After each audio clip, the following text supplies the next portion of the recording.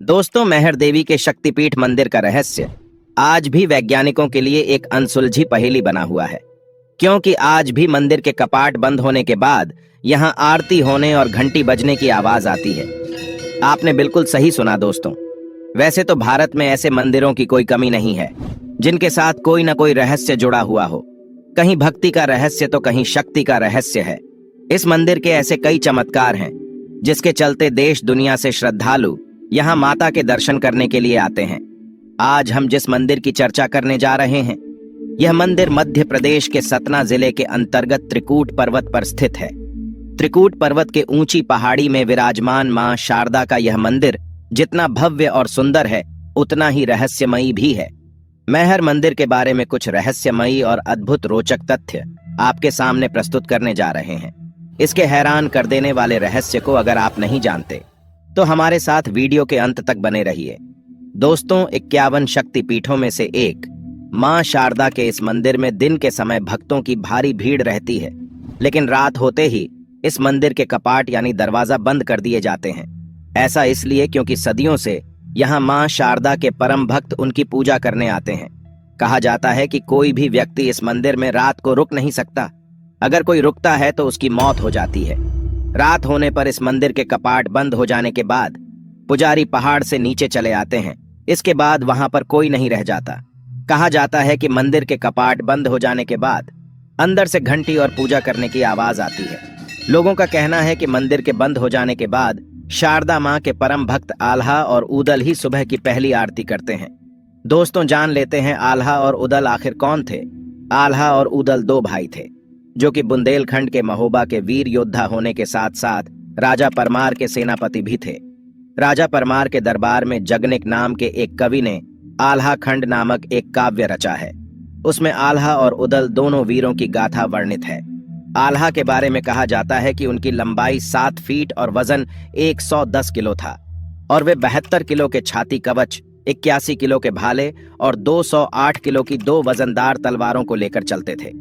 इस ग्रंथ में 2 वीरों की 52 लड़ाइयों का रोमांचकारी वर्णन है।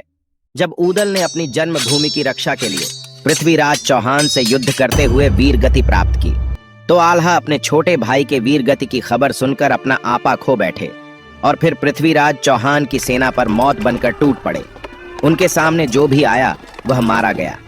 लगभग 1 घंटे के घमासान युद्ध के बाद पृथ्वीराज चौहान का सामना आल्हा से हुआ। दोनों में भीषण युद्ध हुआ और इस युद्ध में पृथ्वीराज चौहान बुरी तरह घायल हो गए। आल्हा अपने भाई उदल की मृत्यु का प्रतिशोध लेना चाहते थे, लेकिन गुरु गोरखनाथ के आदेश के कारण आल्हा ने पृथ्वीराज को जीवन दान दे दिया। पृथ्वीराज चौहान के साथ उनकी यह आखिरी लड़ाई थी। इसके बाद बुंदेलखंड के महान योद्धा आल्हा ने नाथ पंथ अपना लिया और वैरागी बन गए थे। दोस्तों, यह भी कहा जाता है कि दोनों भाइयों ने ही सबसे पहले जंगलों के बीच शारदा देवी के इस मंदिर की खोज की थी। इसके साथ ही आल्हा और उदल ने यहाँ 12 वर्षों तक माता की कठोर तपस्या की थी। मान्यता यह भी है कि इन दोनों भाइयों ने माता को खुश करने के लिए अपनी जीभ तक अर्पण कर दी थी, जिसे मां शारदा ने उसी पल वापस कर दिया था।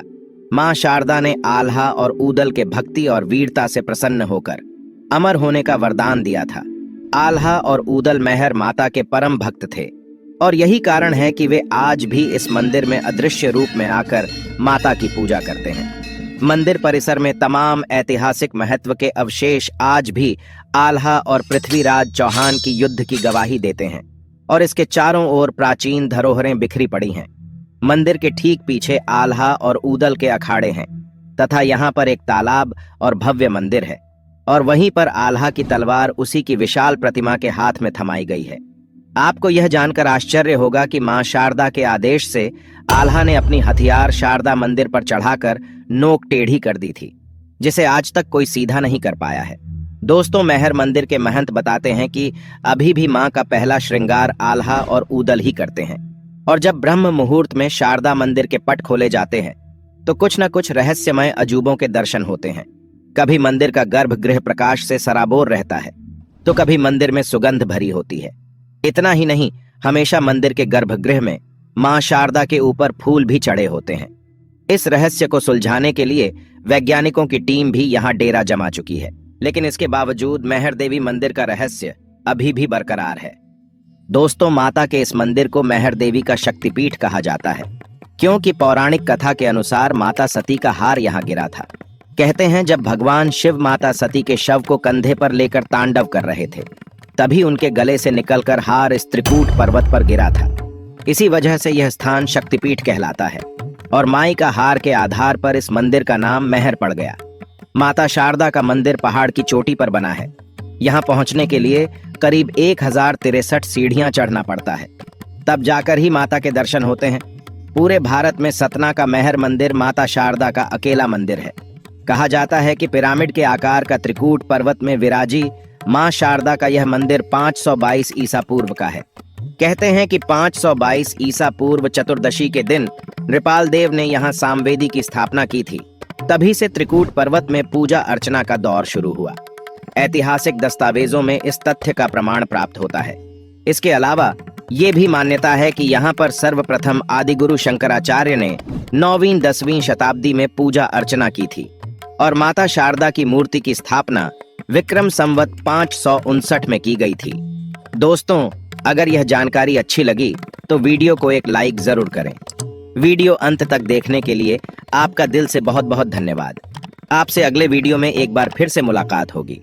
तब तक के लिए जय शारदा माई।